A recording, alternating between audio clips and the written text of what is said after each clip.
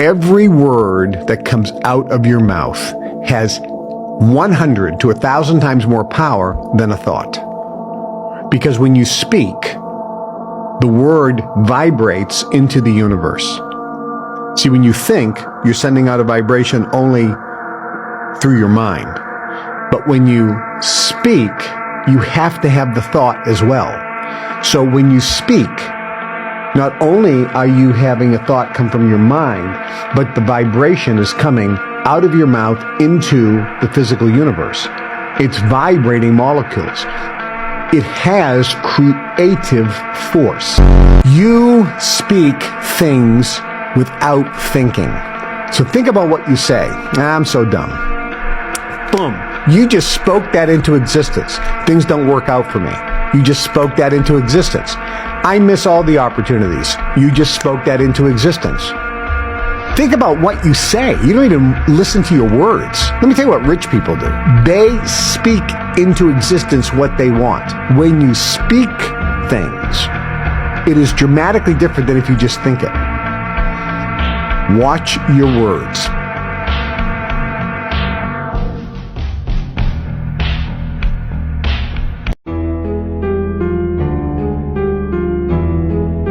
These handheld ones. Oh, there it is. There it is. Oh shit! Look at that. We got it. We got it. Oh my god! Look at that thing. I don't know how I got on it like that. That was hard to do. Whew. Man, this is gonna be hard to hold still. Jesus, can somebody record this, please? I mean, it's getting recorded. Can you guys share this real quick? This thing is freaking crazy looking. Look at it.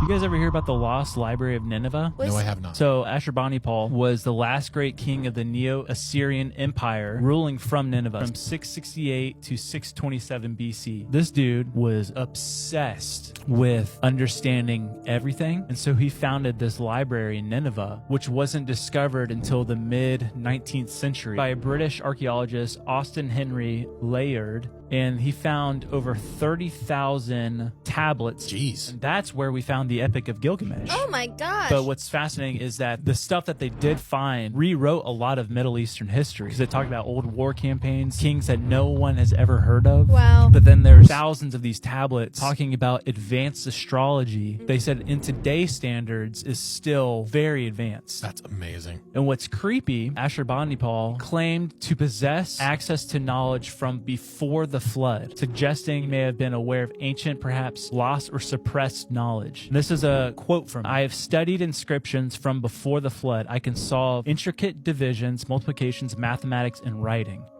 And then he said, I have read the secret tablets of the gods. The Watchers? I mean, golly, dude. so that got me thinking. I'm like, he said he was a divine king, Yeah. and that the Assyrian gods are the true mighty gods. No other god can stand against the Assyrian gods. But then you think like, okay, well, God, was he also like, I don't want you people to read these? I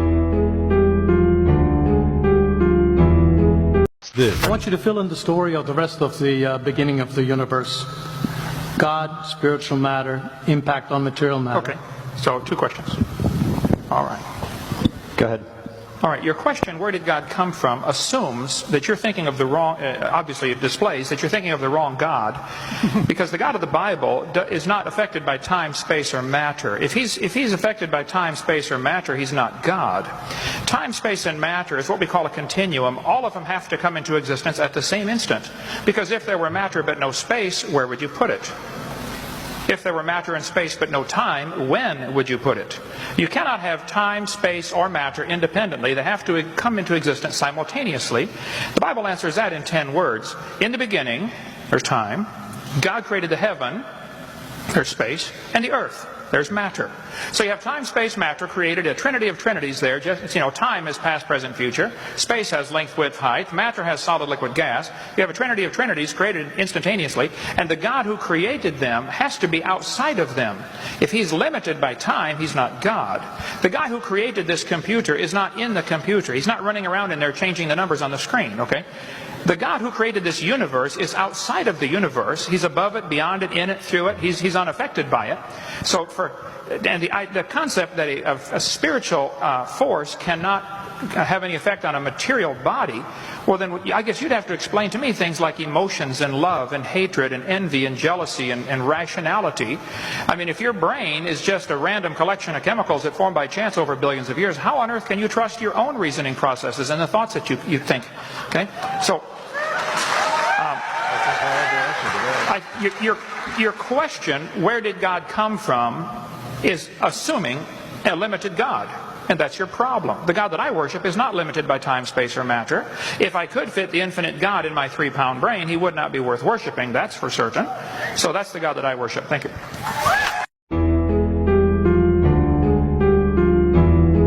We now actually know what happens when we die. In some of the biggest news of the century, we've now got evidence suggesting that your life carries on after you die, and it gets a lot crazier than that. Make sure you share this video with your friends and family because you don't want to miss this. So an old woman was passing away, and as she died they had her hooked up to a machine which was monitoring her brain. Now what scientists got from these scans after she passed away was these photos, which don't look like much right now. But what these show is that a part of the brain, specifically the part of the brain that processes memories and experiences, was still active after death for around 8 minutes. And this is crazy because years ago I made a video saying about the 8 minutes after death and how your brain is still active. They did tests before on a man who died and found similar things, but nothing as concrete as this. As I say, from these scans, it showed that the brain was still active for around 8 minutes after this woman passed away. And specifically that she was processing memories, i.e. her life, flashing before her eyes, the common term you've probably heard. So this suggests that when you pass away, your life does flash before your eyes, you get memory flashbacks and maybe relive parts of your life. It also links into the theory I've spoken about before and many people have said. Think about when you have a dream. Sometimes dreams can feel really real and time's different, time dilation of course. Sometimes you'll have a dream, it feels like an hour but you wake up and it's been about 2 minutes. Well, the same might be happening in this 8 minutes after death. Reliving memories, what feels like days, weeks, but is only in the 8 minutes. Or maybe even like a lucid dream, creating some sort of new reality. So what's to say you're not dead right now in that 8 minutes, and this is all just a figment of your imagination.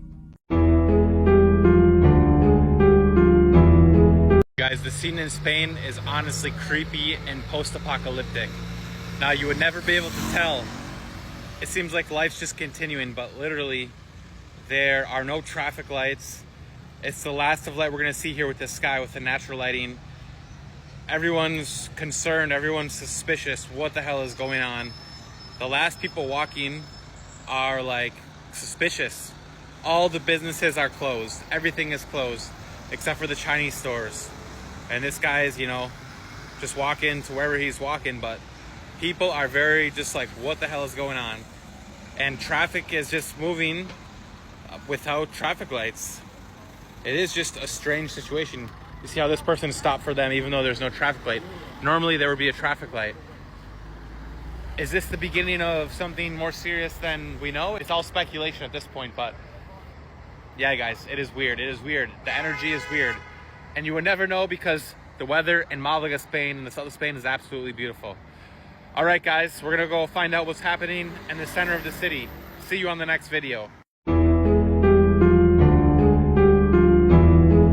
I still can't believe that in 2025 that I've got to put together a video to show people more evidence of NASA lying. So here's the first clip. You know, he's got gravity, they haven't got gravity, they forgot to edit out the technician. Clip number 2, guys. Notice this astronaut's necklace, it's floating. You know, he's in a no gravity zone. But watch what happens when he drops the card. That was strange, wasn't it? What about the time when there was a fly in space? Can you see it right there? Oh, there he is. And then, just keep watching. Keep watching. And here comes the fly again. Oh, there he is. Fly in space. Stop believing in the television. It's channeling you to be programmed. It might actually be time for everyone to wake up. It's okay. You can do it. You can get rid of your ego and just accept that we've been lied to and programmed our whole life. But this was just for entertainment, guys. I am just a fictional dinosaur, baby. I hope y'all waking up and actually paying attention to what's going on right now. The California ports, one of the busiest in the world, is looking hella empty right now, y'all. It's no ships pulling in, no shipments going out, and they trying to tell us, oh, don't worry, it's just because of the tariffs. The tariffs is the reason why this is happening. Maybe it is a little bit of the tariffs, but what else is it? Y'all just seen what happened the other day in some parts of Europe. Power outages. I'm talking blackouts everywhere. 50 million people was affected. And they talking about some solar activities. And now the supply chain is drying up quietly? I'll ask yourself, what moves easier through empty ports? Goods or something else? You think they clearing it out for business? Or they clearing it out for something they don't want to tell us? We gonna have to figure it out once it happened. Y'all gotta remember, every time history changed overnight, it started quietly like this. I'm telling y'all, we haven't seen the full picture yet. But best believe, this shit's already in motion, y'all. Does anyone else feel like you're too aware of how fake society is to participate in it properly? You know that all the months are just made up by someone. All the religions are just made up. All of the street names are made up. The money's fake. The jobs are mostly fake. The government is fake. It doesn't actually serve the people. Everything is just bullshit, and you can see through all of it. And it's just too hard to participate in a full heart way. You know, the saying ignorance is bliss is so true, because once you realize all of this whole matrix that's formed around you, you can't just walk around like everyone else participating willingly.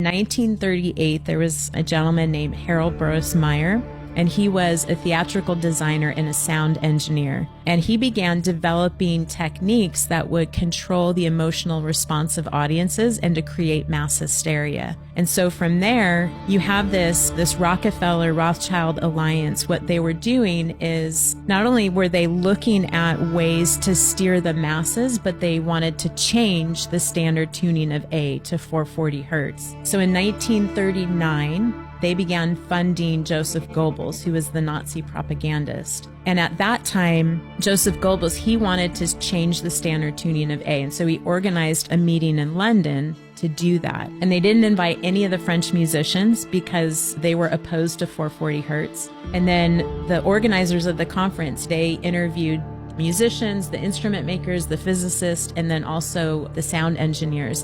And if any of those people were against 440 hertz, then they weren't invited to the conference. So it was all controlled. And as a result, it's not surprising that the standard tuning of A was changed to 440 hertz. And that happened June 1939, just months before World War II broke out. And the timing of that is no coincidence, because 440 hertz is a destructive frequency, and that it can retrain our thoughts towards disharmony, disruption, and disunity.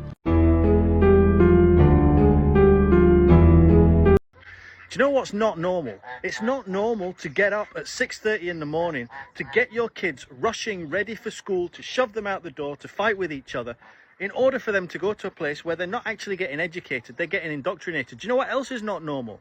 It's not normal to just have a couple of hours with your partner in the evening, after work, when you're tired, when the last thing you've got on your mind is actually, you just want to de-stress and all you do is argue, right? Do you know what else is not normal? It's not normal having to live month to month on a wage, knowing that if one day you were to lose your job, that's it. You'd lose your house, you'd lose your car, you'd lose everything, right?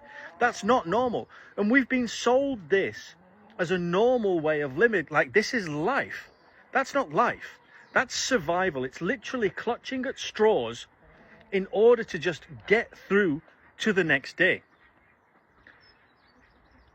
We've been sold this lie, this game, which doesn't benefit us in any way, shape or form.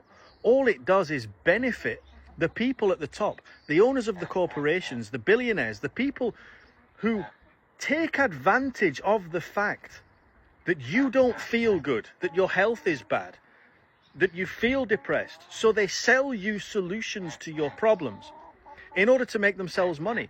And that little bit of money that you have, you spend it on shit to try and make yourself feel better. And all the time, they're just getting richer and richer and richer and richer, and your life isn't changing. Because the alcohol that you buy, the nicotine that you buy, the drugs that you buy, the Netflix that you watch, all of these things you do to kind of make yourself feel better don't actually solve the internal problem, which is the fact that life is not meant to be lived in this way. And when you change your life to a life that you actually love, then you don't need the Netflix subscription, you don't need the alcohol, you don't need the drugs, you don't need the nicotine, you don't need the constant fighting with your partner. You have time to spend with your children, you have time to spend with your family, you have time to spend with your partner. You do the things that you enjoy, not the things that you hate, right? But of course, in order to do that, you need to change the mindset of the way that you're thinking. You need to change the things that you do. You need to change how you feel, which is what I've been in the process of doing for the last 2 years, right? And so I want to share with you what I've done. And I've written it all down in a book called The Path to Abundance. Now, you're going to say to me, oh, Philip, well, you're just profiting off trying to, you're just doing the same thing as the billionaires. You're trying to profit off people not feeling good. Yeah, perhaps, maybe. All right. But the book's £7. And it lays out exactly what you need to do in order to change your life to make it the way you want it. Now, £7 is 2 coffees from Costa's. If you can give up 2 coffees from Costa's, you can change your life. What are you waiting for? Click the link in my bio, go download it. Someone please explain this. Please? Like, I'm so confused. Sometimes I just don't want to make videos anymore. I'm so disturbed and I'm so upset with the state of the world and the state of the lies and deception and confusion and just nothing being real and AI and just underestimating the global consciousness and our intelligence and just, I don't know, treating us all like absolute idiots, like thinking that we're so dumb that this right here would be passed off by the masses as real and no one would question it. Like, I'm not saying anything, guys. You already know what's going on. You've seen enough videos, you've seen enough AI to know what the fuck this is. And it just literally destroys my core, destroys my heart, destroys my soul. Like, what the fuck universe, what the fuck multiverse are we in? And how the fuck do we get out of this shithole? Some amazing footage coming out of America coming from a user called Jerome Munoz. I probably butchered his name, but watch this, okay? Listen to their reaction, and this thing fires some sort of cloud as well. And here's an AI overview of detecting if this is a AI generated video or not. So there you go. Let's listen. That's weird. What? Oh.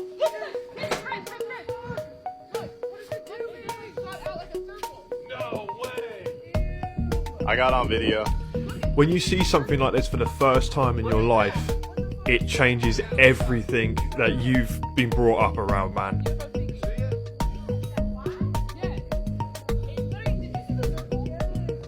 Orb in nature.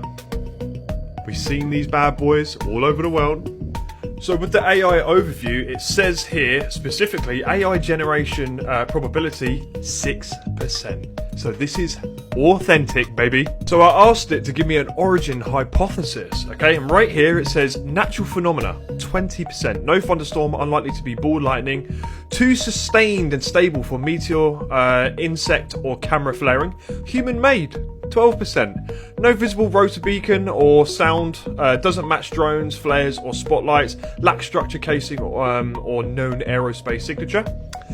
Non-human surveillance orb, 68%. Self-illuminated, hovering smooth motion, silent and resistant to wind. Right? Often reported near wilderness bases during quiet EM conditions. Interesting. Consistent with global orb surveillance reports linked to Dulce, Pine Gap, Nazca, and ley line intersections. What? And here's your final overview. Real video, yes, 94% confident. AI generated, no, 6% chance or less. Man-made object, unlikely, 12%. Right? NHI Orbcraft, strong candidate, 68%. Natural anomaly, possibly, but very rare, 20%. Make of that of what you will. Go check out Jerome Munoz's video. It's hella interesting, man.